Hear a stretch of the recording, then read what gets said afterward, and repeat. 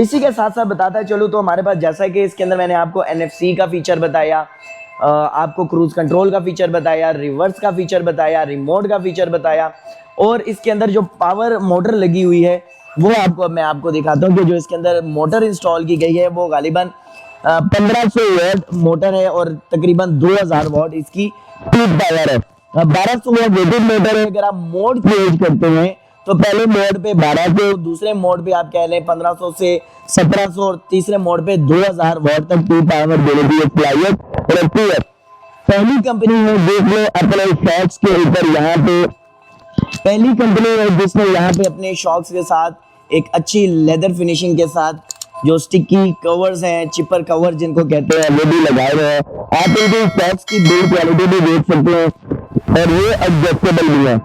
यहाँ पे हमने इस स्कूटी के ऊपर तकरीबन 250 से 300 केजी वेट डाल के इसको राइड किया है और इसका सस्पेंशन कहता है मैं हूं ना। मोटर के हवाले से अगर बात कर ली जाए तो मैंने आपको कहा 1200 रेटेड पावर है और loads multi power load motor के साथ ये 2000 वाट पीक पावर देने की सलाहियत रखती है। रियर पे आपको इसकी ड्रम ब्रेक मिलेगी और फ्रंट पे आपको इसकी डिस्क ब्रेक का ऑप्शन भी मिल जाएगा।